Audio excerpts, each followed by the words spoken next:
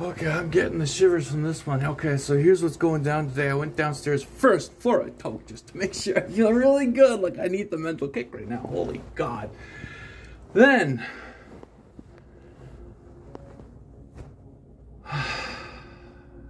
pledge allegiance to the flag. So I saw this guy running down the sidewalk with these two little ducklings called kids following, and they're doing their funny little kid dance as they're running down the sidewalk with the school backpacks on. And the girl's actually holding the dad's hand. No, sorry, it's a young boy and another boy, two boys. It's very young though. Anyway, they're running down, and and they don't even look up. They're just like a one-track mind on the sidewalk in front of them, like no distractions at all. Like they're looking at nothing else but the sidewalk. And their pace is constant. It's a constant pace. Not a slowing down, there's not a complaining, there's nothing. It's like they're in perfect sync. Perfect sync.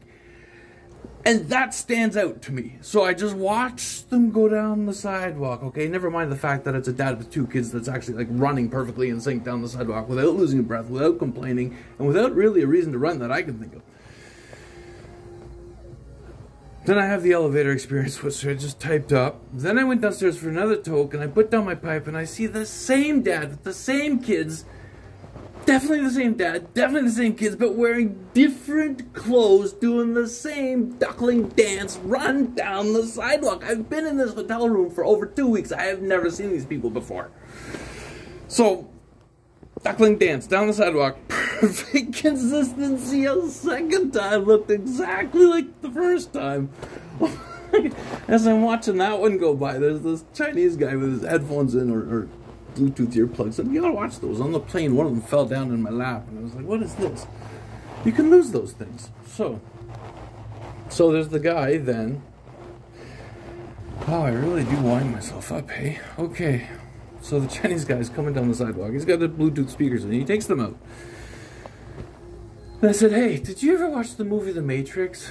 He's like, Matrix? No, I've been meaning to watch that. Yeah, it's a completely different generation. So Matrix, by the way, broke new like digital animation records in 1998 when it came out, to the point where I sat with a guy that was called Eugene. My English teacher called him Eugenius, and he was actually really smart. But anyway, and he had, oh my God. Anyway, so I'm sitting in his one-bedroom apartment that he was renting already at like age 17, I guess we were.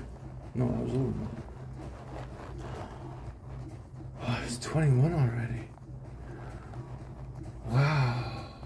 So that was like 3 years after high school. How did I meet a guy from high school 3 years after high school? Oh, that must have been a good reason for that one. Oh, I hope he's doing all right. But anyway, he had some kick-ass ideas, and he was showing me the movie The Matrix. And I remember the first time I was watching it, it looked really confusing, and I had no idea what I was looking at. And I thought I was looking at some pretty terrible computer graphics, actually. I was just like, okay, well, this is definitely on TV. Like, I mean, you're trying to tell me this looks real? And to me, it's like it's TV. He did, I guess we were looking at it differently. So, but it was the slow motion effect and the how consistency actually works as a being in a physical living reality. So honesty means consistency, and you're extending that outward. So when you see the same thing repeat like that, they call it deja vu, and they actually say somebody is doing some bad programming, and they reset the environment, and that's where the wall of in the building where they have that big fight, and then Morpheus ends up getting kidnapped. It's just before Morpheus gets kidnapped, the black cat that goes across the screen twice. And then they reset the structure of the building so that there's no escape for the supposed good guys. So, so they consider a deja vu to be bad, but in fact, a deja vu is actually completely the opposite. It's actually something really, really good. Because there is only one shared mind. I mean, oh my God, there's only one shared mind. I wish you could have that knowledge. I wish you could have that knowledge. Unfortunately, my mother used to say to me that believing is not knowing. And we can convince ourselves of knowing with our beliefs. So, I mean, I know you're trying. I know you're trying. I did it. That's all I can say is I did it. And I'm here, I'm still in a body. And so when A Course in Miracles, which is what this is really all about, I began this project as a test of the voice of A Course in Miracles.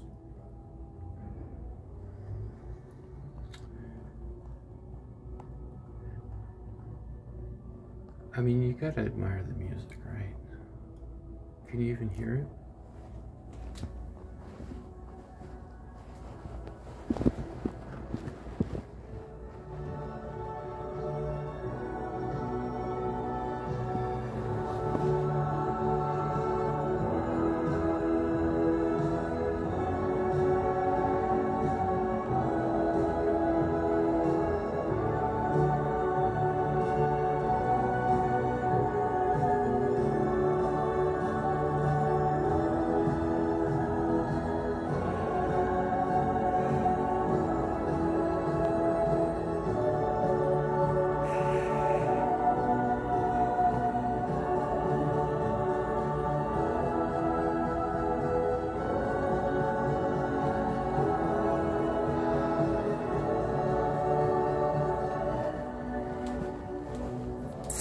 So as much as I enjoyed the music, and yes, it was bringing me to tears, I actually was also logically working out what the title of this video would be, and it was going to be to ACIM students, I made it.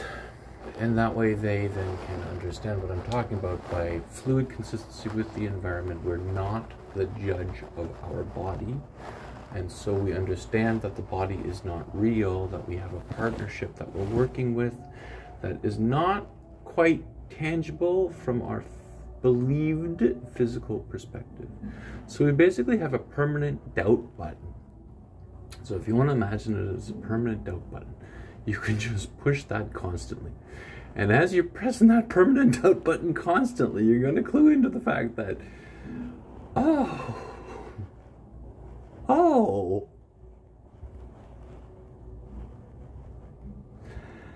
so then you're going to come back down to earth and you're going to say, okay, so logically I've worked out that I have eternal life, but I'm still with my body. So when A Course in Miracles says, are you ready now, fellow teachers of God, to help me save the world? He's actually talking about the real world and the legal inconsistencies that are in our environment. That, oh my God, I mean, do you want to get me started? They're costing taxpayers, we're costing Canadian taxpayers 50 billion Canadian dollars. Actually, it's actually cheaper if I say 50 billion US dollars. Okay, all right, here we go. In 2009, the answer is yes. Okay, in 2009, it was costing Canadian taxpayers over 50 billion US dollars per year in the prescription of health care through Canada on the basis of the belief that we are